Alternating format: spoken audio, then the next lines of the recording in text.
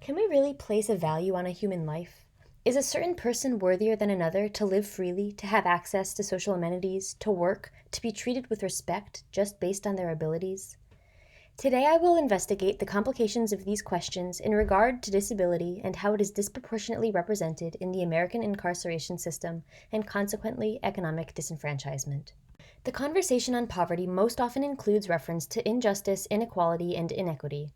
Economic, social, and political agency and capital are frequently disproportionate, with disparities exaggerated on race, class, and gender. Today, I want to integrate disability into the conversation as an undeniably interlocking cause and consequence of poverty and inequity. These voices of the demographic of people with disabilities that constitute more than two-thirds the number of people living in poverty matter. In the words of Bryan Stevenson, the true measure of our commitment to justice and the character of our society cannot be measured by how we treat the rich, the powerful, the privileged, and the respected among us. The true measure of our character is how we treat the poor, the disfavored, the accused, the incarcerated, and the condemned. I know it is impossible to cover the immense interconnectedness of poverty and disability truly in just 7 to 10 minutes, but today I hope to bring to light how social and economic systems in place have consistently stripped individuals with disabilities of dignity and fair equality of opportunity. Is this the character we will settle on as an American society? As we begin to unpack poverty through a disability lens, I want us to keep in mind a few guiding questions. Is it ethical to ever put a value on a human life? Who then gets to decide what is a life worth living, and beyond living, also a life for working and actively participating in society? Too strong still is the legacy left by the historical precedent set of ideologies that people with disabilities are unfit for society, infectors of racial purity and cultural identity, a burden to our economic structure. As a result, two of the biggest barriers to equality and justice for individuals with disabilities across the spectrum are an economic system that imitates disposability of disabled persons in the labor force and restricts opportunities for self-sufficiency, and secondly, a broken criminal justice system that disproportionately perpetuates containment, segregation, and disenfranchisement of disabled persons. As early as colonial times, mental illness, cognitive disability, or physical impairments were victimized under a toxic social construct of disability with no regard for these people's humanity. Insane asylums, colonial isolation, and mental institutions were commonplace and stripped individuals of human dignity and agency, justified on the basis of being a threat as unfit members of society under the eugenics movement. In the mid-20th century, the era of deinstitutionalization, long-time deterioration and defunding of the system closed down these institutions, but left with no place to go, no work to be found, and wholly inadequate public investment in the care or resources for the basic capabilities to be functioning members of society, disabled people had no place to go. Instead, institutionalization realistically just transformed under a new guise into correctional systems and planted the seeds for today's mass incarceration system. The numbers talk, and behind each number is a human being. This graph shows the prevalence of serious psychological conditions among state and federal prisoners and jail inmates, recorded over a 30-day period from the Bureau of Justice. What stands out most dramatically is the stark difference across both prisons and jails and the ratio of individuals with and without disability. While exact figures are hard to find, there are an estimated 45% of federal prisoners, 56% of state prisoners, and 64% of jail inmates who experience mental health issues and cognitive disabilities today. Individuals with diagnosed psychiatric diseases such as bipolar disorder or schizophrenia are 10 times more likely to be in prison than a hospital bed. In 2018, 44 states had a jail or prison that held more mentally ill individuals than the largest remaining psychiatric hospital, while only 12.7% of incarcerated people with disabilities reported getting necessary treatment or services while in prison. Medical professionals, therapy, medication, and other accommodations are rarely ever accessible or sufficient in these settings. Evidently, there are major shortcomings and injustices in the relationship between the carceral and mental health systems in America, but the disproportionate rates don't just end with criminal sentences. The gap of the disabled demographic suffering from poverty is exponentially widened by mass incarceration, stemming into chronic social, political, and economic disenfranchisement for former felons against a population already so vulnerable to criminalization and marginalization. Criminalizing mental illness worsens the health of hundreds of thousands of people and complicates their recovery by creating additional barriers to housing and employment. It burdens law enforcement and correctional systems, and in the process, it costs taxpayers countless dollars. Nobody benefits. Everybody pays. This cycle is vicious and interlocking.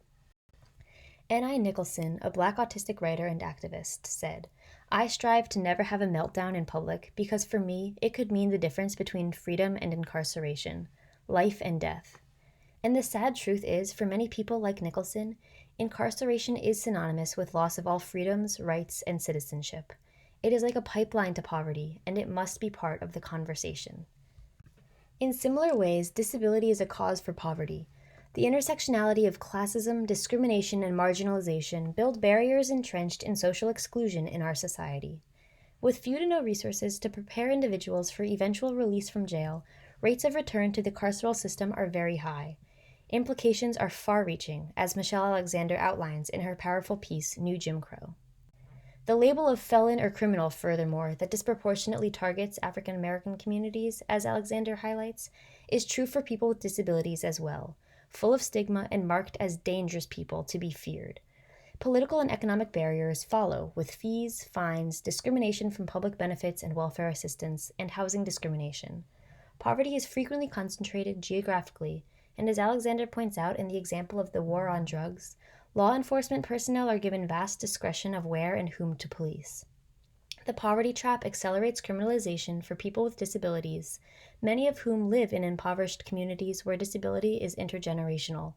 The lack of educational access, high crime, and environmental risk factors magnify poverty and leave disabled communities without a safety net. Economic barriers for individuals with disabilities go hand in hand with crime, but also extend into inequalities in affordable housing, education, healthcare, and employment. The issues are extensive given that nearly 2/3 of people experiencing long-term poverty have a disability. I want to outline a broad schemed feedback loop that cycles between disability and poverty. It works both directions. For example, children born into or living in poverty have a greater vulnerability to conditions highly predictive of disability status, including chronic illness, environmental trauma and respiratory problems, learning disabilities, and low birth weight.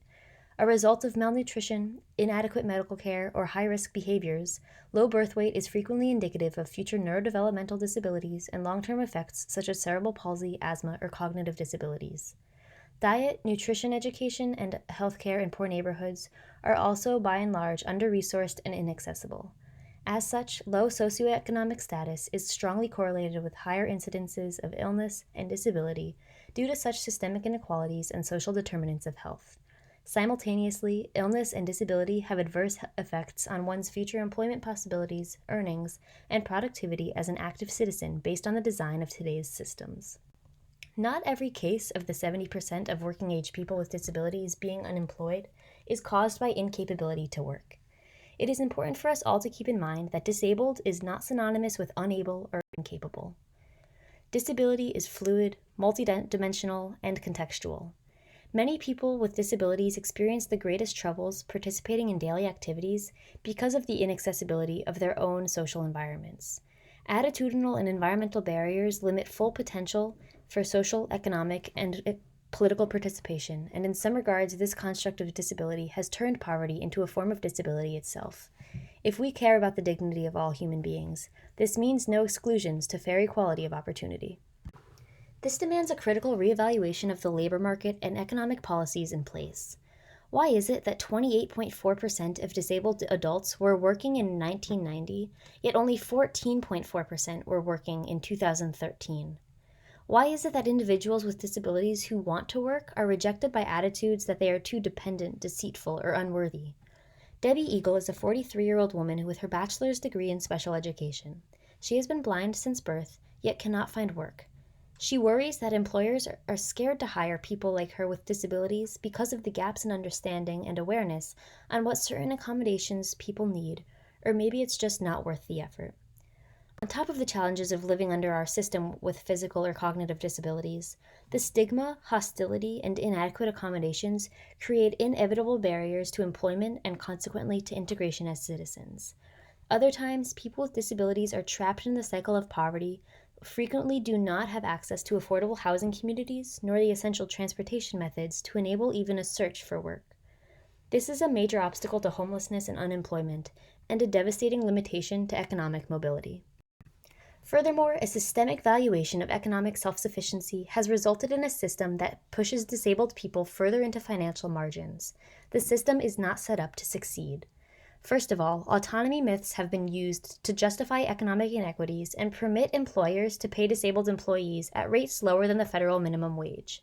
In 2017, an estimated 228,600 people with intellectual or developmental disabilities worked for sub-minimum wage. 95% of workers who qualify as disabled and are paid sub-minimum wage are also employed in sheltered workshops, which are segregated workplaces that perpetuate isolation and discrimination from traditional standards. Remnants of segregatory practices and institutionalization of disability are great causes for concern. Not to mention, it devalues their work as worthless and disposable in order to protect an unequal pay structure. Is this the character of our nation that we stand for and the promotion of human dignity we support? Consequently, more than 65% of the 17.9 million working-age adults with disabilities participate in at least one safety net or income support group. The minimal housing, healthcare, and educational structures available set the tone that disability is not supported, not integrated, and not welcomed in society. It has set an expectation that, if not in jail or prison, people with disabilities are expected to, and as such confined to, live off welfare assistance for their whole lives. In my mind, this is not the solution we need to respect and uphold the dignity of every person. More than any government aid, people need to be included in society. Every person deserves an opportunity as well for self-sufficiency. The last issue I want to address today is asset limitation for individuals with disabilities, something I wasn't even aware of until recently. My concerns had lied in the obstacles to finding employment, but there are policies that cap the assets and savings a person can have to still be eligible for critical assistance from federal disability payments and Medicaid, among others. In 2015, 27-year-old Emeka Naka shared his story as a wheelchair user who struggled to find accessible transportation. He was employed but restricted from saving more than $2,000 because it would cost any benefits that he received, including medical care. It is fully disincentivizing and jeopardizing to plan for the future, make investments, and participate in the savings economy that Americans rely on. Naka was saving up for a van by hiding cash in his closet just to get to school and work. This van would in fact make him less reliant on government aid.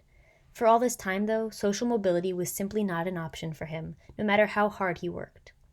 People with disabilities are faced with a tragic choice under this system, as asset limits compound marginalization and force them to live the life of a pauper, in the words of Harold Pollack. In such situations, there are not opportunities for discretionary spending on leisure items or saving for a vacation, for example. Yet the human experience and true dignity is more than bare survival. In recent years, there have been some legislative changes to these systemic restrictions. The ABLE Act, passed in 2015, permitted people receiving disability insurance to create 529 accounts for expenses related to educational, housing, transport, or assistive technology expenses. These are steps in the right direction, but there are still various unnecessary complications, hassles, and limitations such as age restrictions. I believe these sort of policies, and even more importantly, conversations, must continue to be had and advocated for. The voices of the marginalized, criminalized, and dehumanized must be heard to make change.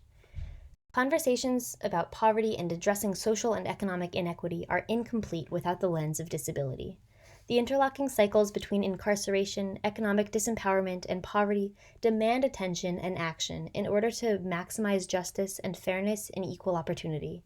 It will require legislation, sure, but even more urgent is the need to combat harmful, widespread ideologies about disability. People with disabilities do not belong behind bars.